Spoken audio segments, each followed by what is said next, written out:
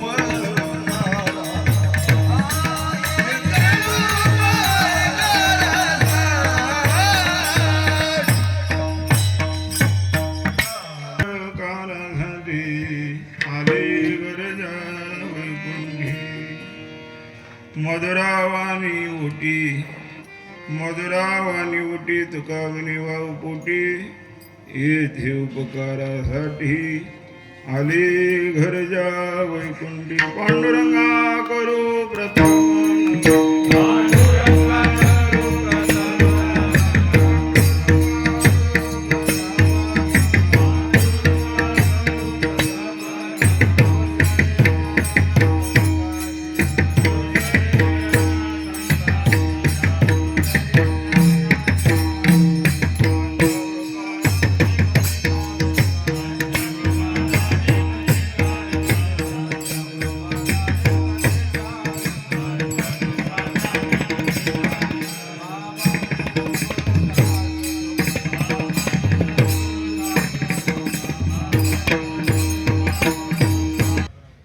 ज्या महात्म्यांचं जीवन धन्यतेला अशा प्रकारे प्राप्त आहे तुकोबाला त्या महात्म्याने या अभंगातून धन्यता देतात।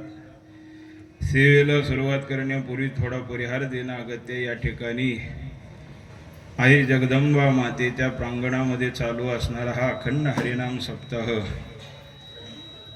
किम निमित्त चालू आहे सर्वांना ज्ञातच असेल। दरवर्षी अशा प्रकारे या ठिकाणी या पाचोरा गावामध्ये आईसाहेबांच्या दरबारात जवळजवळ 26 वर्ष झाला हा उत्सव पार पडत आहे आणि या उत्सवाला लाभलेलं मार्गदर्शन नेतृत्व आमचे पारमार्थिक परमस्नेही श्रद्धेय आदरणीय ऋषिकेशजी महाराज आणि त्यांचे सर्व सहकारी गावकरी मंडळी यांच्या कुशल नेतृत्वाद्वारे चालू असणारा हा उत्सवामध्ये माझ्या वाटेला आलेली कीर्तनाची सेवा आहे।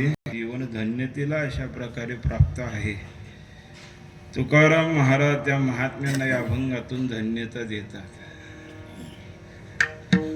सामान्याने सामान्याला दिलेली धन्यता वेगळी आणि एका साधू महात्म्याला दिलेली धन्यता वेगळी।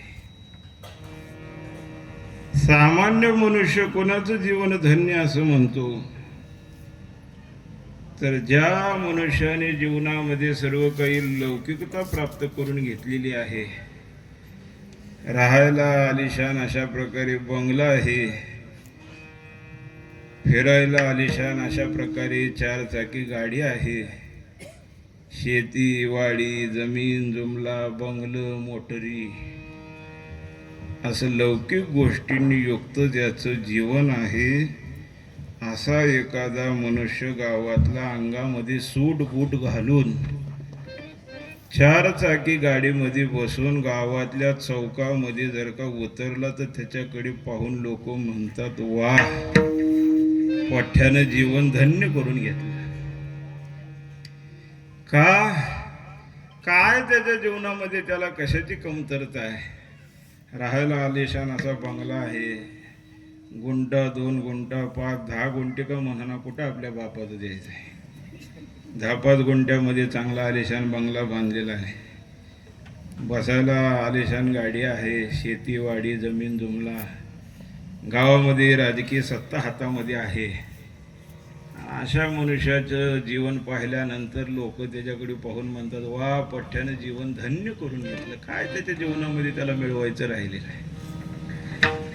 सामान्य मनुष्याला दिलेली ही धन्यता आहे। साधू महात्मा मात्र लौकिक गोष्टींनी युक्त असणाऱ्याचं जीवन धन्य म्हणत नाही। लौकिक गोष्टींनी युक्त असणाऱ्याचं जीवन धन्य असं म्हटलं असतं तर जगद्गुरु तुकाराम महाराज सारख्या महात्म्यांनी रावणासारख्याला धन्य म्हटलं नसतं का?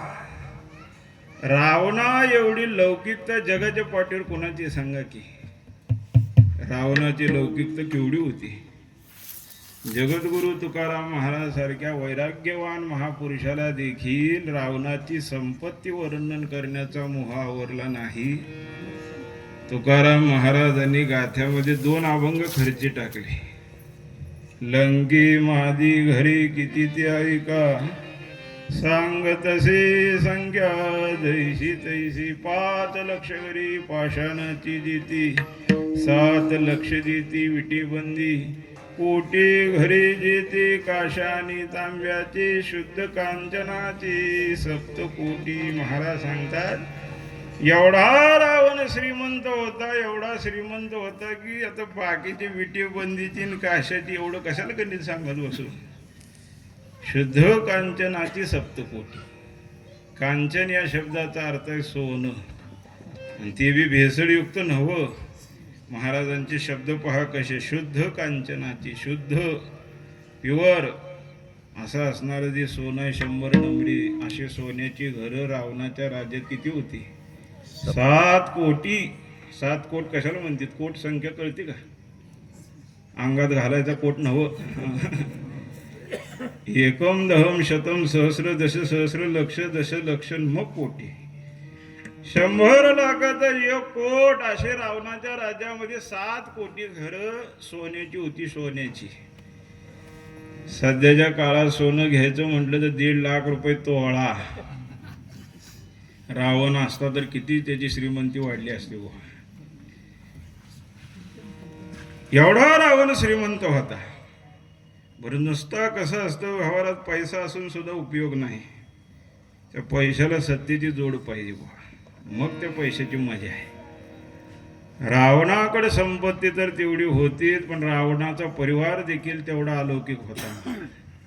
तुकोबाराय म्हणतात 80 सहस्र जया सुंदरा कामिनी माझी मुखरणी मंदोदरी. 80,000 बायका होत्या रावणाला. 80,000 कशा सांभाळल्या असतील त्याची त्याला माहिती. भगवान श्रीकृष्ण परमात्म्याच्या 5 पोट होत्या 16 पंच 80. भगवंताला 16,108, याला 80,000. तुकाराम महाराज म्हणतात बायका एवढ्या आणि त्याच्या पोरं किती, कुणाला किती, कुठल्या बायकोला किती, कोण लिहत बसला. पुत्र पौत्राचा लेखा कोण करे. पुत्र म्हणजे मुलगा, पौत्र म्हणजे नातू. किती नातवंड परतवंड पोरं किती, हे कोण लिहत बसा म्हणजे, कोण लेखा करे. परिवार तेवढा, संपत्ती तेवढी, शिवाय त्याची सत्ता अशी होती बुवा. रावणाचे नित्यांकित सुरवर झाली जी समस्त. ब्रह्मादिका चिंताद्भूत तिहिरमानात प्रार्थिला. नाथ महाराज वर्णन करतात स्वर्गातली देव त्यानं बंदी खाण्यात घातली. मृत्यूलोकामध्ये त्याची सत्ता नव्हती. मृत्यूलोकावर तर सत्ता होतीच होती. कोण्या तालुक्याचा आमदार होता रावण, कोण्या जिल्ह्याचा खासदार होता, राज्याचा मंत्री होता, का देशाचा पंतप्रधान. हे असली क्षुल्लक पद्धत त्याच्याकडे नव्हती. स्वर्गातले देव त्यानं बंदी खाण्यात घातले. देव घातली बांधवडी सुरासुर देशू धडी. ऋषेश्वरी व्याली बापुडी देऊ लपली निबुडी गिरी कंदरी. नाथ महाराजांच्या अभंग आहेत, गोड अभंग आहेत. नाथांनी वर्णन केले. सगळे देव त्यानं बंदी खाण्यात घातले. नुसते बंदी खाण्यात घातले ना, त्या देवाधिकार झाले माझ्या राज्यात राहायचं असं तर फुकाट खायचं नाही, काम करावं लागते.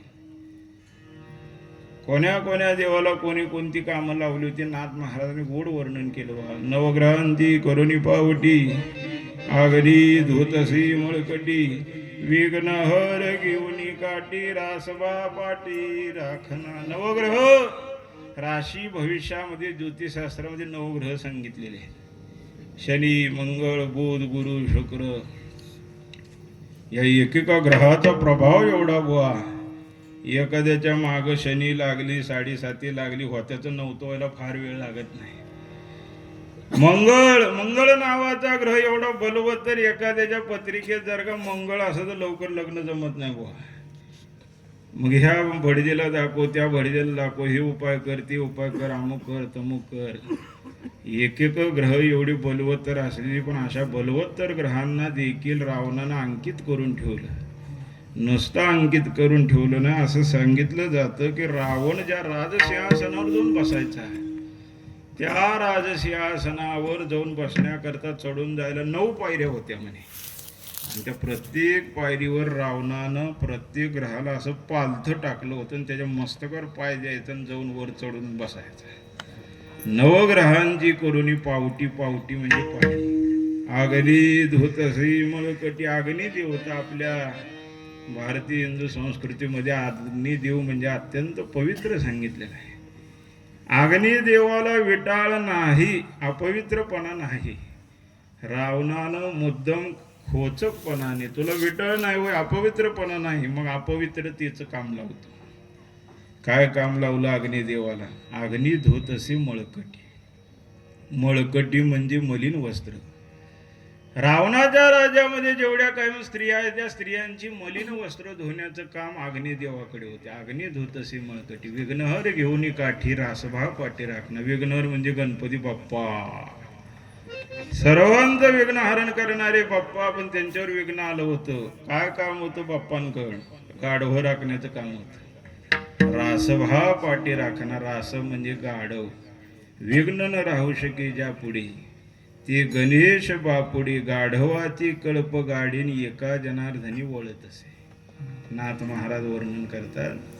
अशा पद्धतीने अनेक देवाला अनेक कामं सांगितली. इंद्रवारी चंद्रकरी यमपानी वायू घरोघरी वायू झाडी सदा ओसरी विधी तेत करी दळा काढणा. नाथ महाराज सांगतात इंद्रदेवाला काम होतं काय? रावण राजसिंहासनावर बसला की वारं घालायचं काम इंद्राचं. यमपानी वायू घरोघरी. यमदेवता मृत्यू देवता, आणि त्या यमाला देखील सोडलं नाही. हे असतील तू मृत्यूची देवता. रावणाच्या राज्यामध्ये जेवढी काही घरं आहेत त्या घरामध्ये पाणी भरण्याचं काम यमराजाकडे होते. यम पाणी वाहे घरोघरी. माझ्या पदरचं नाही बरं, हे नाथ महाराजांच्या अभंग आहेत. वायू झाडी सदा ओसरी. वायुदेवाला काम होतं ओसरी झाडण्याचं, घर झाडून काढायचं काम होतं. विधी तीर्थ करी दळा कांडा. विधी देवता म्हणजे विधी विधान लिहिणारे ब्रह्मदेव. ब्रह्मदेवाला देखील रावणानं सोडलं ना. असशील सत्य लोकाचा राजा तू ब्रह्मदेव, केली असेल सृष्टी निर्माण. माझ्या पुढं काय सांगायचं, काय तुझं चालायचं नाही. काय काम होतं रावणाच्या राज्यामध्ये? तर दळा कांडा म्हणजे दळण कांडण करण्याचं काम. ते बी दळण कांडण काही गिरणीद्वारे नव्हतं बुवा त्या काळात.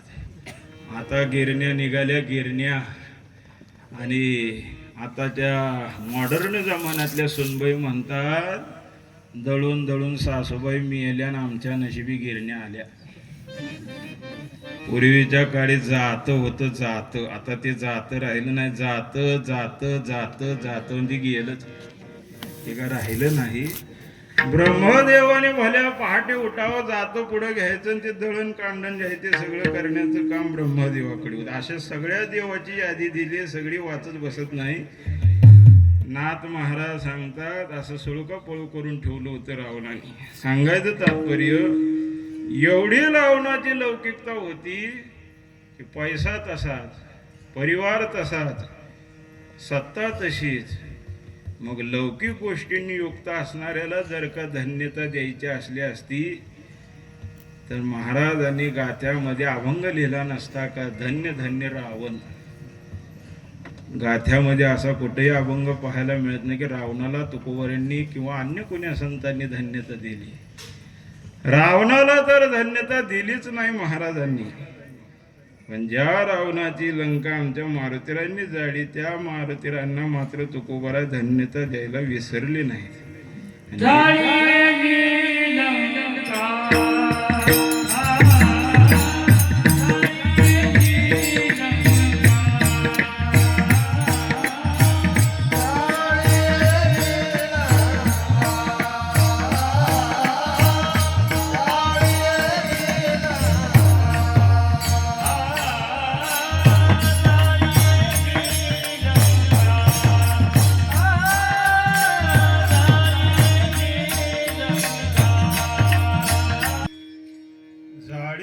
लंका धन्य धन्य म्हणे तुका. लौकिक गोष्टींनी युक्त असणाऱ्याला धन्यता द्यायची असती तर तुकोबारांनी रावणाला धन्यता दिली असती. पण रावणाला तर धन्य म्हटलंच नाही गोवा तुकोबारांनी. ज्या रावणाची लंका आमच्या मारुतीरांनी जाळली त्या मारुतीरांना मात्र तुकोबारा एकदा नाही दोनदा धन्यता देतात. धन्य धन्य म्हणे तुका. शास्त्र असं सांगतं एका वाक्यामध्ये एक शब्द दोन वेळा वापरणं शास्त्राच्या दृष्टीने द्विरुक्तीचा दोष आहे. महाराज तो द्विरुक्तीचा दोष पत्करतात पण मारुतीरांना धन्यता देतात. का धन्यता देतात? त्याचं कारण आहे तुम्ही मारुतीराय रावणाची लंका जाळली म्हणून तुम्ही धन्य आहात. का हो? एखाद्याचं घर जाळणं चांगलं की वाईट? बघा बरं जाळून जाळता बेचा म्हणचाल महाराजांनी सांगितलं जाळू नका. एखाद्याचं घर जाळणं ही अत्यंत वाईट गोष्ट आहे, चांगलं कृत्य नाही, पाप आहे. तुकाराम महाराजांना माहित नव्हतं का हे पाप आहे ते? ही गोष्ट चांगली नाही, वाईट आहे हे तुकोबारांना माहित नाही का? तुकाराम महाराजांना माहित नाही असं कधी होईल का महाराज? तरी सुद्धा धन्य धन्य म्हणी तुका का? कशा करता? एखाद्याचं घर जाळणं ही जर का चांगली गोष्ट नसेल तर धन्य धन्य म्हणे तुका का? का मारुतीरायांना तुकोबाऱ्या शाबासकी देतं, वा वा वा मारुतीराय तुम्ही चांगलं केलं, रावणाचं घर जाळलं. याचं कारण असं असावं म्हणतो मी, असंच असं असेल माझा दावा नाही. सज्जनाचं रक्षण करणं ही जशी सज्जनावर केलेली दया, तसं दुष्टाचा नाश करणं ही देखील सज्जनावर केलेली दयाच आहे महाराज. जगाच्या पाठीवर धर्म अगदी सुखानं नांदण्याकरता सज्जनांचं रक्षण करणं जेवढं आवश्यक आहे तेवढं दुष्टाचा नाश करणं देखील आवश्यकच गोष्ट सांगितलेली आहे. कारण सज्जन हे धर्माच्या आश्रयाने राहत असतात, धर्माच्या आचरणाने राहत असतात, आणि दुर्जन हे अधर्माच्या आचरणाने राहत असतात. सज्जनाचं रक्षण करणं म्हणजे धर्माचं रक्षण केल्यासारखंच आहे.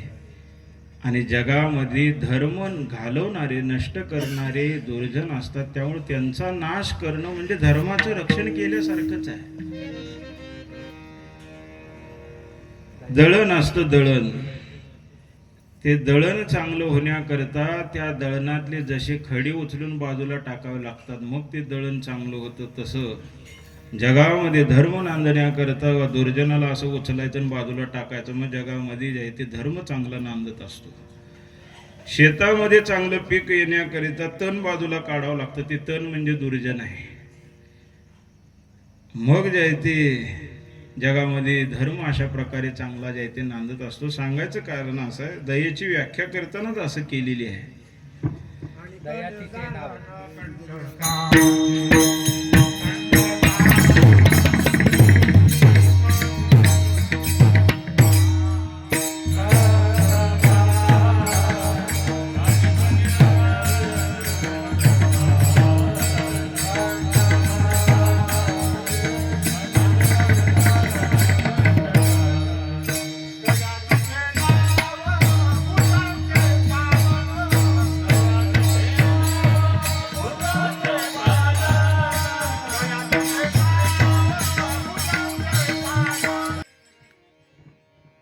दया तिचे नाव भूतांचे पालन अनेक निर्दळन कंटकाचे.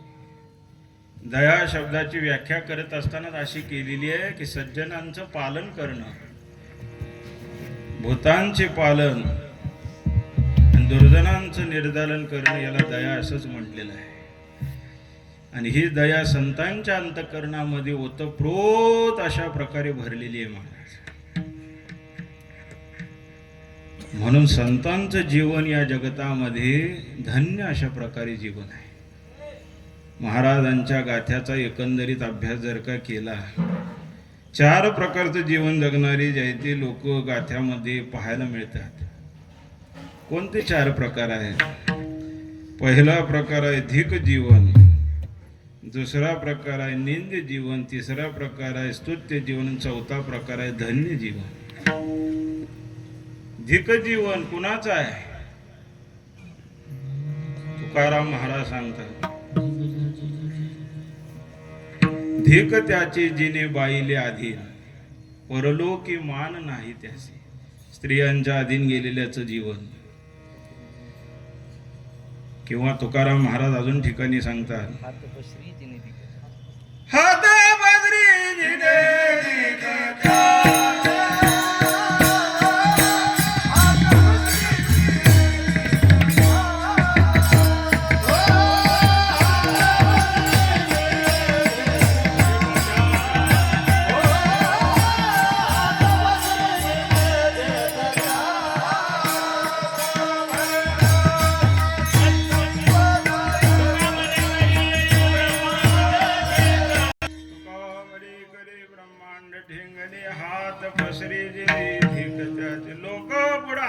पसरणाऱ्याचा जीवनाचा धिक्कार केला तुकोबाने. भिक्षा पात्र अवलंबनी जळो जिलीला जिरवानी आयशी आशी नारायणी नुपेक्षिती सर्वता. लोकापुढे हात पसरणारा भीक मागणाऱ्याचं जीवन धिक्कार असो त्याचा. नामदेवराय सांगता स्वकष्टाने आपलं पोट भरावं महाराज, स्वकष्टाने. दान प्रतिग्रह न घ्यावा, कथा विक्रय न करावा, स्वकष्टार्जित मिळवावा तोची ग्रास आपुला. नामदेवांचं बोलणं आहे. कष्टानं मिळालेली भाजी भाकरी गोड असते महाराज. लबाडीचा पैसा कधी जायची पचनी पडत नसतो. धिक्कार केला असं जीवन जगणाऱ्याचा. दुसरा प्रकार सांगितला निंद जीवन. निंद जीवन कोणाचं आहे? मनुष्य जन्मासारख्या जन्माला यायचं, करू नये ते करायचं, खाऊ नये ते खायचं, पिऊ नये ते प्यायचं, जाऊ नये तिकडे जायचं, बोलू नये तसलं बोलायचं, ऐकू नये तसलं ऐकायचं. एकंदरीत विषयामध्ये जे मनुष्याचं जीवन जातं ते निंदनीय जीवन आहे. विषयाची चरवणी केली आयुष्याची गाळणी, विषय उडी भुलली जीव आता यांची कोण करेल कीव. नपजे नारायणी भाव पावले ठाव नरदे. हा सारखं ठिकाण लाभलं पण भगवंता विषयीचा भाव नपदला. कधी गळ्यामध्ये पवित्र तुळशीची माळ घालू वाटना, कधी ज्ञानेश्वरी गाथा भागवत वाचना वाटना, कधी कपाळाला गंध लावू वाटना, कधी पंढरीची वारी करू वाटना, कधी रामकृष्ण हरी श्री विठ्ठल श्री विठ्ठल साधू संतांची देवाची सेवा करू वाटना, वारकऱ्याची सेवा करू वाटना. करंटी कपाळ ज्याची नाम नाही वाची, पांढऱ्या पायाचे पांढऱ्या पायाचे. आता खूप बोलले साधू संत महात्मे, तेवढं बोलत नाही मी कोणाला. महाराजांनी भक्ती न करणाऱ्याचं अनेक ठिकाणी वर्णन केलं, अगदी अगदी अगदी अगदी खालच्या भाषेत केलं. विषयाच्या अधीन जाऊन विषयाचा भोग घेण्यामध्ये सगळं जीवन घालवतो त्याचं जीवन म्हणजे अगदी निंदनीय जीवन. काय त्या जगण्याला किंमत? 5 प्रकारचे विषय शब्द स्पर्श रूप रस गंध. जिव्हा रसाकडी ओढी तृषा प्राशना लागी तोडी शेषणा शिरती सुखाची गोडी ती तरपडी रमावया. त्वचा पायी मृदूपण उदरवांची पूर्ण अन्न श्रवण मागती गायन मधुर ध्वनी आलाप. हे सगळे विषय इंद्रिय ओढतात. मनाचा स्वभाव इंद्रियाची ओढी पतनाची जोडी वरी हाव. महाराज सांगतात हे असे विषय माणसाला गबसू देत नाही, सारखी वडावड करू लागतात. मन स्थिर नाही माझ्या हाती, इंद्रिय धावतानावरती विषयाच्या अधीन जातून सगळं आयुष्य बरबाद करून टाकतो. या विषया वाचून काही अनेक सर्वता रम्याची नाही नाहीसा स्वभावाची पायी. इंद्रियाचा विषय विषयाचा पडी पाडू गोड परमार्थ. परमार्थ कसा आहे? गोड आहे, गोड. माणसाला डायबिटीस होईल का महाराज? होणार नाही, काळजी करू नका. गोड आहे परमार्थ मला, गोड आहे. काय वातावरण आहे या ठिकाणी पहा तुम्ही. अगदी खेळीमिळीच्या वातावरणामध्ये या ठिकाणी हा साकार म्हणणारी तशीच, वाजवणारी तशीच, पीटी मास्तर आमची तशीच, लहान लहान लेकरं तशी, श्रोती तशीच. तुम्ही म्हणसाल महाराज सगळ्याचं वर्णन केलं, याचं काय आहे का? अगदी सुंदर. ते बी अगदी त्याच्याशिवाय उत्सव उभारतच नाही महाराज. सप्ताह करायचा म्हणजे आधी पंक्तीवाल्याची तयारी करावी लागते आणि मग बाकीची तयारी करावी लागते. काय सांगतो, गोड आहे यात. परमार्थामध्ये सुख आहे, आनंद आहे. सगळा शिनवटा जातो महाराज इथं आल्यानंतर. पण माणसाला कळत नाही. कळतं कधी? वयाच्या 70 नंतर. दुर्दैव आहे. मग वाटतं त्याला, अरे येथे म्या येऊनी केली काय नाही तुझी पाय आठविले. काय जन्मा येऊनिया केली म्या जोडी, हाचे घडोघडी चित्ता येतो आठव. महाराज काय केलं जन्माला येऊन? पैसा मिळवला, बंगला बांधला, पोरासाठी काय करून ठेवलं, सत्ता केली, सत्ता गाजवली. अरे कोण विचारत याला? धन मिळविली कोटीन संगे न येरी लंगोटी. कोट्यावधी धन मिळवलं, महाराज म्हणतात अंगावरची लंगोटी बी बरोबर घेऊन जाता येत नाही. सांगायचं तात्पर्य काय? निंदनीय जीवन आहे. कुत्री मांजरी काय कमी जगतील काय? नाही तरी काय थोडी श्वान शुकरी बाबा. सांगायचं तात्पर्य कोणावर टीका वगैरे करत नाही. संतांचा आग्रह असा आहे, निंदनीय जीवन जगू नका. हे निंदनीय जीवन आहे. खाऊ नये ते खाणं, पिऊ नये ते पिणं, जाऊ नये तिकडे जाणं, करू नये ते करणं, पाहू नये ते पाहणं, हे वाईट गोष्टी आहेत. हे निंदनीय जीवन आहे. तिसरं जीवन आहे स्तुत्य जीवन आहे. स्तुती करण्यासारखं जीवन आहे. भगवंताने हा देह सर्वांना दिला. जन्म आणि मरण याच्यामधला जो कालावधी त्याला आयुष्यम असं म्हणतात. हे आयुष्य जगण्याकरता देवाने स्वातंत्र्य दिले. जा तुला 100 वर्ष कशी जगाय तशीच जग. कोणी देह पद्धतीनं जगतं, कोणी निंद पद्धतीनं जगतं, कोणी स्तुत्य पद्धतीनं जगतं. स्तुत्य पद्धतीनं म्हणजे स्तुती करण्याजोगं. तुकाराम महाराज सारख्या संतांनी ज्यांची स्तुती करावी, काय जीवन जगत असतील होते महात्मे. आपुलिया हिता जो आसे जाग,